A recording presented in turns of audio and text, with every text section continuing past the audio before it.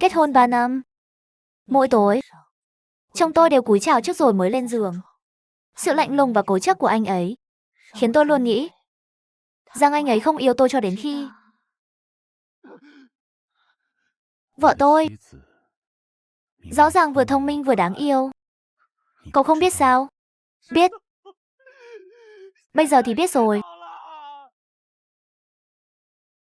Biết rồi thì cậu càng đáng chết.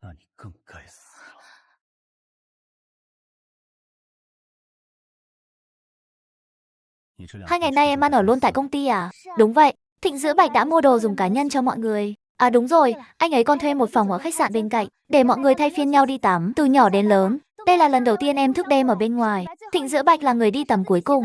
Anh ấy bảo lúc tắm suýt nữa ngủ quên luôn. Anh thấy có buồn cười không? Ba câu vừa rồi của em nhắc đến Thịnh Giữa Bạch 2 lần. Anh ấy là sếp của bọn em mà. Vị sếp ấy chắc trẻ nhỉ? Ngày nào Thịnh Giữa Bạch cũng mua trà chiều cho mọi người. Đến cả trà sữa của em uống 3 phần đường. Đổi nên trà sang hồng trà anh ấy cũng nhớ. Nhớ rõ khẩu vị của vợ người khác như vậy. Đúng là làm khó cậu ta rồi. Anh ấy là bạn đại học của em mà. Biết đâu anh còn có ấn tượng. Hóa ra là Thịnh Giữa Bạch này. Gu cười của người này càng lúc càng kỳ lạ. 3 năm trước, lão già này đi cướp người yêu. 3 năm sau, cuối cùng cũng bị báo ứng.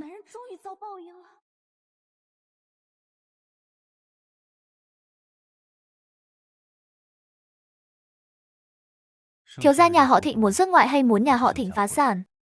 Tự cậu chọn đi. Đi điều tra xem phu nhân đang làm gì. Phu nhân đang dự tiệc liên hoan của công ty. Đi. Đến đón phu nhân. Kịch hay sắp bắt đầu rồi.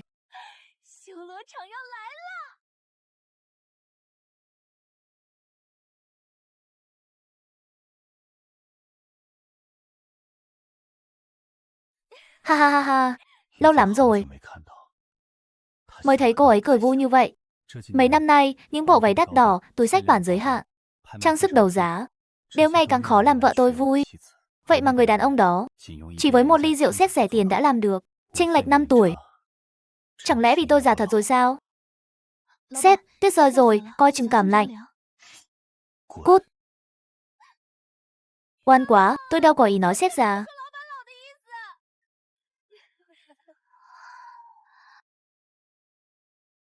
Mai gặp nhé, đi đường cẩn thận, tôi đã gọi xe rồi. Đi xe tôi về luôn nhé, tôi cũng sẽ bắt taxi.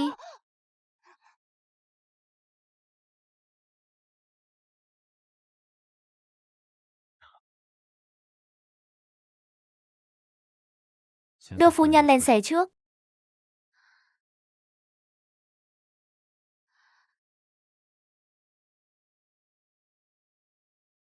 Lâu rồi không gặp lão già.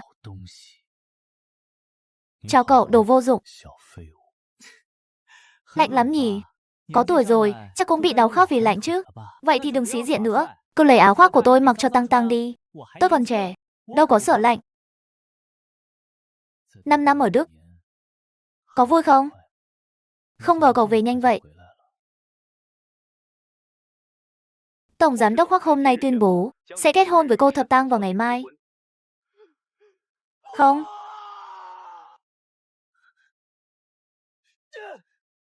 Nếu không có anh chen ngang, Tăng Tăng và tôi đã ở bên nhau từ lâu rồi. Vậy mà giờ anh còn mặt mũi hỏi tôi ở Đức có ổn không? Biết xấu hổ đi. Hoắc Diễm Đình, anh mới là kẻ thứ ba. Lúc đó hai người đã yêu nhau chưa? Đã nắm tay chưa? Đã tỏ tình chưa? Đều chưa đúng không? Chưa ở bên nhau thì lấy đâu ra kẻ thứ ba? Thịnh thiếu, tôi nên nhắc cậu. Hiện giờ tôi mới là chồng hợp pháp của cô ấy. Biết đâu sắp thành chồng cũ hợp pháp rồi. Xem ra Thịnh thiếu xây thật rồi. Đang đứng mà còn nằm mơ.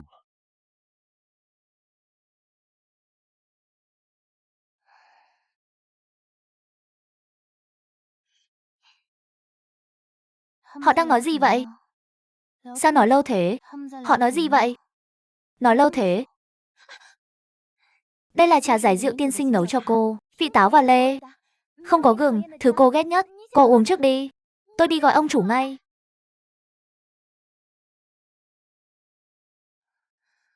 Hai người vừa nói chuyện gì vậy? Chỉ ôn chuyện cũ thôi. Hai người có nhiều chuyện cũ để ôn vậy sao? Trước đây thân lắm à?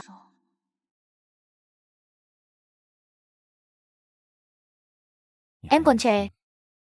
Thế giới bên ngoài có quá nhiều cám dỗ. Anh hiểu. Là một người chồng, lòng dạ cũng nên rộng lượng hơn. Vì vậy anh sẽ bao dung em, nhưng anh sẽ không bao dung cậu ta.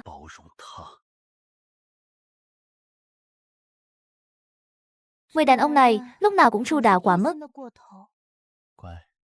Ngoan, uống đi. Ngày mai sẽ không đau đầu nữa. Ông chủ dậy từ sớm để nấu đấy. Ông chủ nói, chỉ có cháo gà cậu ấy nấu mới không có mùi gừng. Người khác nấu, sợ phu nhân sẽ không chịu uống. Hoắc Diễm Đình, lúc nào cũng như một người máy hoàn hảo được lập trình sẵn.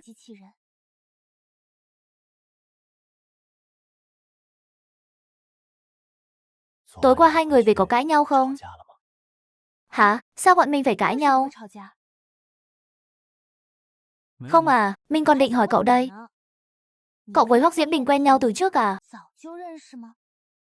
Tối qua thấy hai người nói chuyện lâu lắm.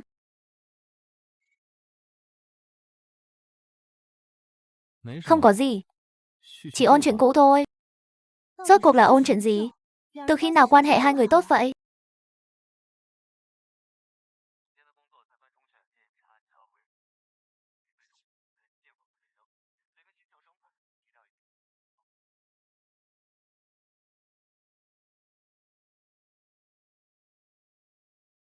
Chồng ơi, anh đẹp trai quá, thơm quá.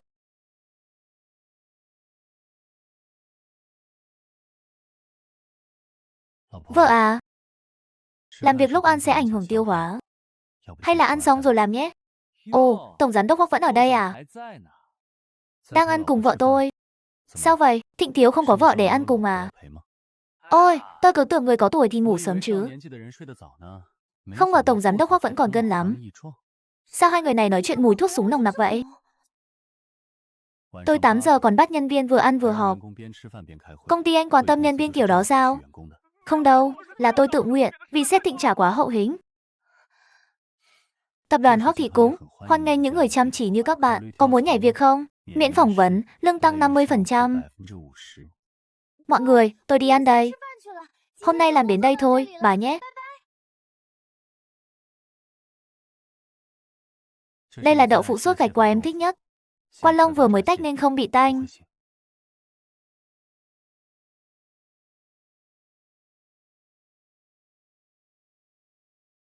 Sao tự nhiên lạnh thế nhỉ?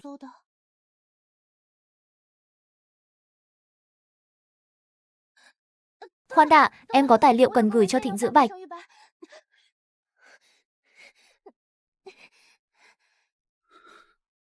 Lúc này mà em vẫn nghĩ đến cậu ta sao? Nghĩ đến ai chứ? Em nghĩ đến công việc mà. Xong việc rồi hãy gửi.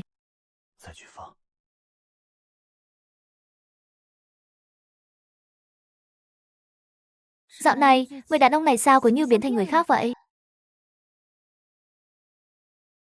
Lạ thật, sắc mặt hồng hào, da rẻ sáng bóng. Sao vẫn mặt mày ủ rũ thế? Cưng à, cậu nói xem, có khi nào Hoắc Diễm Đình đang uống thuốc rồi không? Tiểu Thịnh Tiên, cậu muốn tôi chết à? Người ta bảo đàn ông sau 25 tuổi là xuống sức. Chẳng lẽ là thật? Lão Hoắc đâu có yếu vậy. Anh ta còn xây cả phòng gym trong văn phòng mà. Này, dạo này cậu làm ở chỗ bạn đại học đúng không? Cái anh Thịnh Dữ. Thịnh Dữ Bạch trước đây cũng thích cậu phải không? Đừng nói linh tinh, bọn mình chỉ là bạn học bình thường. Trước đây cùng làm ở hội sinh viên, nên thân hơn một chút. Thế từ khi cậu đi làm, người nhà cậu phản ứng thế nào? Đương nhiên là ủng hộ mình rồi. Anh ấy nói làm gì là quyền tự do của mình. Anh ấy sẽ không can thiệp, sẽ không gò bó mình. Nếu công việc khiến mình vui, thì chắc chắn anh ấy sẽ ủng hộ. Tăng Tăng à, cậu còn trẻ, chưa hiểu đàn ông đâu. Cậu biết không, trong tài liệu tham khảo, còn có một câu cuối nữa. Đó là, anh sẽ chết cho em xem. Ý gì vậy? Cá không? Tôi cá 1.000 tệ. Trong vòng 1 tháng, chồng cậu sẽ đánh nhau với sếp hiện tại của cậu. Anh ấy là một người máy cảm xúc ổn định, tuyệt đối không thể.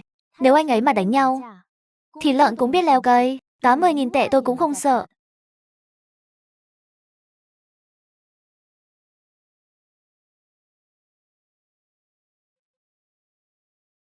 Chị dâu, mau đến đi, tổng giám đốc Hoắc đánh nhau rồi.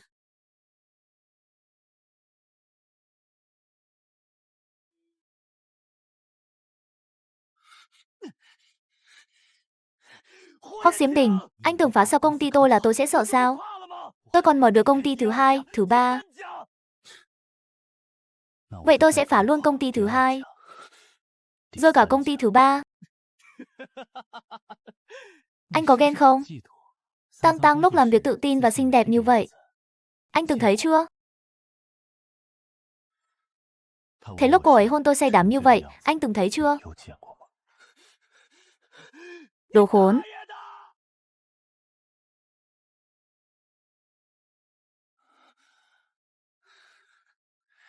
Khẩu vị nặng thật.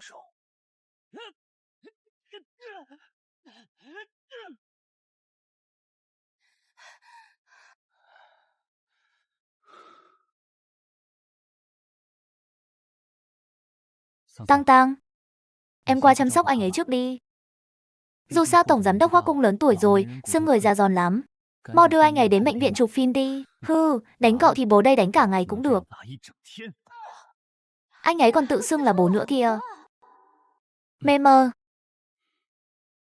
Đừng quên hồi nhỏ ở nhà cậu, tôi còn từng đánh vào mông cậu đấy. Anh, tôi liều với anh. Đầu đuôi câu chuyện tôi đều biết rồi, cậu yên tâm. Tôi sẽ không để Hoắc Diễm Đình phá công ty của cậu đâu. Tăng Tăng, cậu đang lo cho tôi sao? Vợ à, chỗ này của anh đau. Ôi, đầu anh choáng quá. Vợ à, anh hơi đứng không nổi. Phu nhân đúng là rơi vào ổ trà xanh rồi.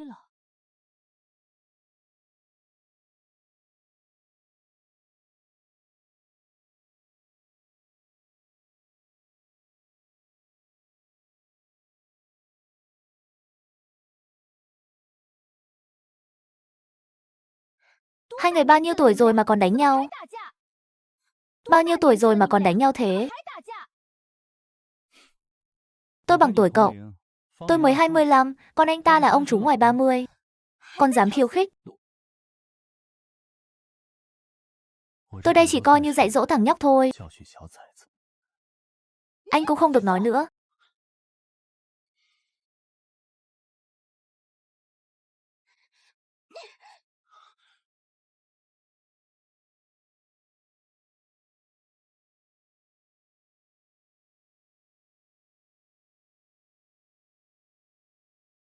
Từ khi quen anh ấy đã ở địa vị rất cao. Dù núi Thái Sơn có sụp trước mặt, cũng không đổi sắc mặt. Vậy mà vừa rồi, anh ấy lại đánh nhau như một chàng trai trẻ.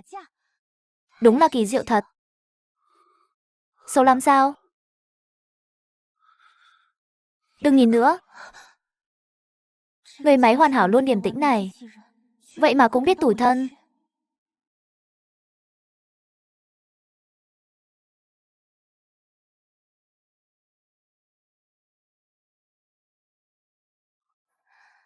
Anh biết điểm thu hút nhất của đàn ông là gì không? Là gì? Là cảm giác mong manh. Cảm giác mong manh. Đúng vậy, chính là dáng vẻ hiện tại của anh. Đúng gu em luôn. Phiên bản Hoắc Diễm Đình đầy vết thương này, so với vị tổng tài lạnh lùng, áo VC chỉnh tề ngày thường, hấp dẫn hơn gấp vạn lần.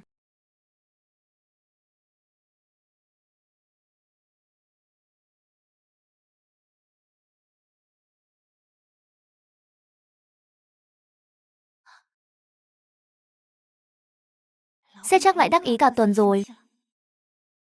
Tổng giám đốc Hoắc bộ phận truyền thông vừa gọi, có mấy tay nhà báo không biết sống chết, nó cần công ty, lén quay toàn bộ cảnh ngài và Thịnh Thiếu đánh nhau từ đầu đến cuối. Cô gái lọ lem gả vào hào môn còn muốn bắt cá hai tay.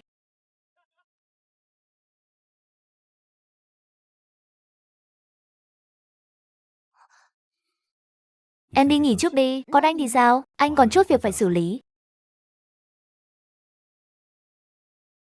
Ánh mắt lạnh như vậy, sao có thể là việc bình thường được?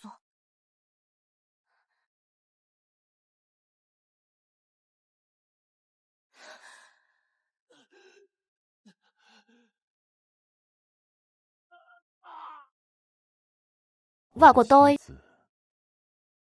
rõ ràng vừa thông minh vừa đáng yêu. Anh không biết sao? Biết. Bây giờ thì biết rồi.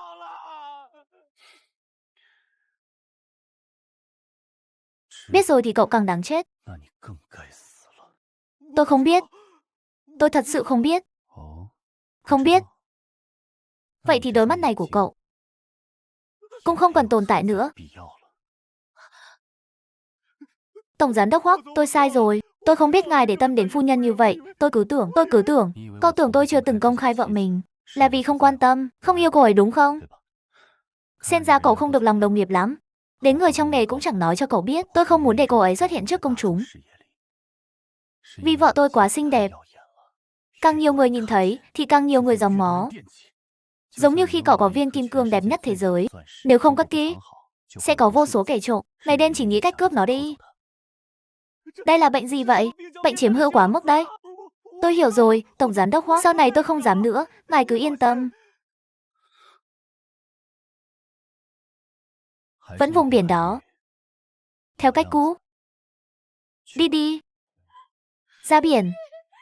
Jin xuống biển. Hoắc Diễm Đình, anh đừng làm bậy.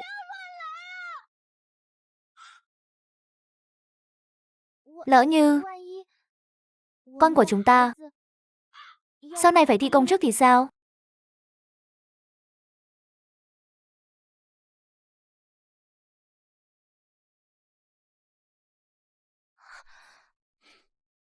Ngốc quá, em nghĩ gì vậy?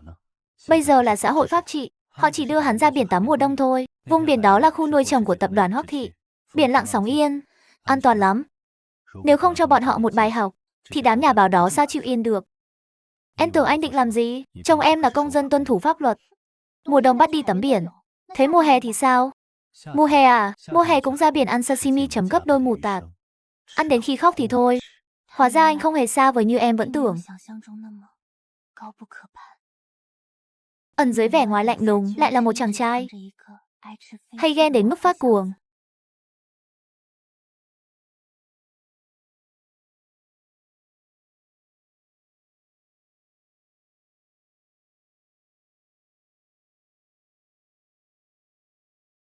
Vợ à, anh không giả vờ nữa. Anh khai hết. Anh thật sự không cố ý, giả làm nam thần lạnh lùng trước mặt em. Thật sự không cố ý. Vậy tại sao anh lại làm thế? Vì em.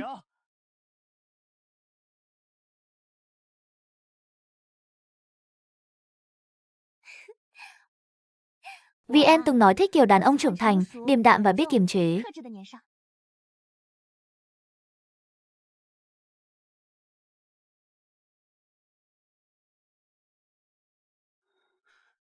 Anh sợ con người thật của mình em sẽ không thích. Nếu còn thua cả mấy gã ngoài kia, lỡ em không còn anh nữa thì anh phải làm sao? Anh nói linh tinh gì vậy? Làm gì có gã nào khác?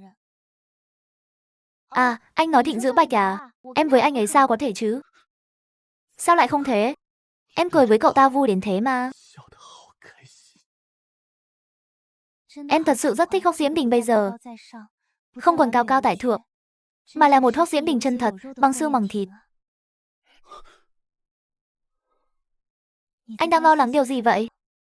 Rõ ràng năm đó là em theo đuổi anh trước mà.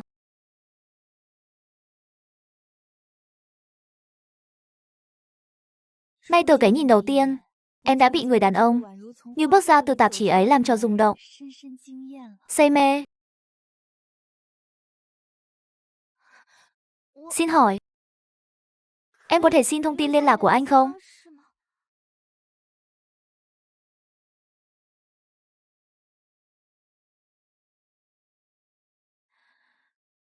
Rõ ràng từng bước đều là em chủ động bước về phía anh còn sợ điều gì? Nếu anh nói mọi sự trùng hợp đều là do anh cố tình sắp đặt thì sao?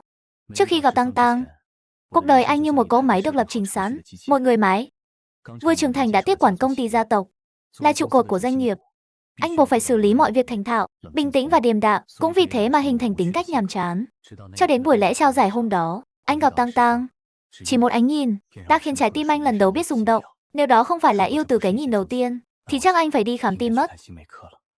Nhưng lúc đó, bên cạnh em lại có một chàng trai khác. Thịnh thiếu, muốn ra nước ngoài hay muốn nhà họ Thịnh phá sản? Tự cậu chọn.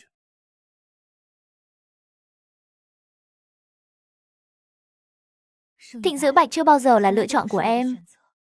Em chỉ nắm chặt thứ mà chính mình muốn. Nếu năm đó người em thích là Thịnh Giữ Bạch, thì dù anh có tống anh ấy ra tận ngoài vũ trụ, em cũng sẽ đợi anh ấy. Đừng nói nữa. Anh không thích giả thiết đó. Em chỉ muốn nói với anh, ngay từ đầu người em chọn đã là anh. Đừng ghen nhỏ mọn nữa. Không được, bản tính anh hay ghen. Em thích anh, thích tất cả con người anh, Hoắc Diễm Đình. Không đúng. Hôm nay người này thành kiểu thích bắt bẻ rồi à? Em phải nói là... Chồng ơi, em yêu anh. Em yêu anh, chồng à. Anh yêu em.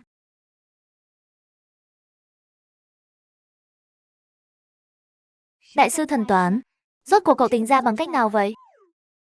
Con cần phải tính sao? Chẳng lẽ cậu chưa từng để ý? Ánh mắt lão Hoắc nhìn cậu, là ánh mắt gì à? Đã bảo cậu là đồ ngốc mà. Ánh mắt lão Hoắc nhìn cậu như muốn nuốt chửng luôn.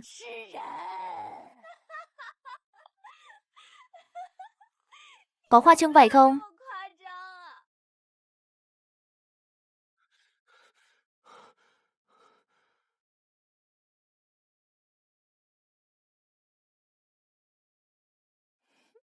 Ôi chao, nhắc ai là người đó xuất hiện ngay. Tăng Tăng, sao cậu lại nghỉ việc? Sau khi nghỉ cậu định làm gì? Mình vẫn chưa nghĩ xong. Chắc là có lẽ sẽ tự khởi nghiệp. Vậy để mình làm cho cậu. Ý mình là mình sẽ làm việc cho cậu, theo cậu lập nghiệp. Mình còn có thể dẫn cả đội ngũ theo. Hơn nữa mình rất trẻ. Công ty cậu mới thành lập thì mình làm không lương cũng được. Mình hiểu ý cậu. Mình đã tự điều chỉnh cảm xúc rồi. Cậu không cần áp lực. Chúng ta cứ làm bạn và đồng nghiệp thôi, được không? Chỉ là trước đây, không khí trong đội rất vui. Mọi người đều rất nhớ cậu. Cậu không nhớ những ngày chúng ta cùng nhau phấn đấu sao? Mà lùi một bước để tiến 3 bước này, đúng là giáo trình kinh điển của trà xanh. Giờ không trộm nữa. Chỉ chăm chăm nhỏ mó thôi. Mau nhìn kìa, mau nhìn kìa. Ông chồng hay ghen cũng tới rồi.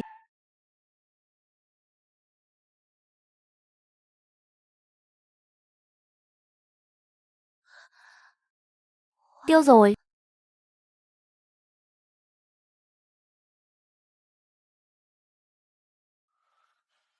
Nhà họ Thịnh sắp phá sản rồi sao? Đến cả thái tử gia cũng phải ra ngoài làm thuê.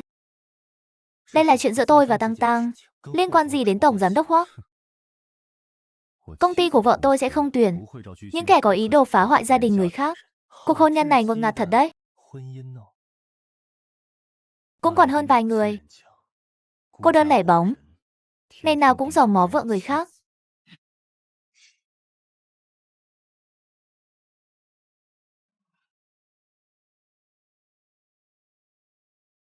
Kiểu đàn ông vừa tranh vừa cướp như lão Hoắc. Sau khi giành được người rồi thì chị Tiểu Tám ác nhất. Sao lại thế? Vì đó chính là con đường anh ta đã đi qua. Nghe cũng có lý thật.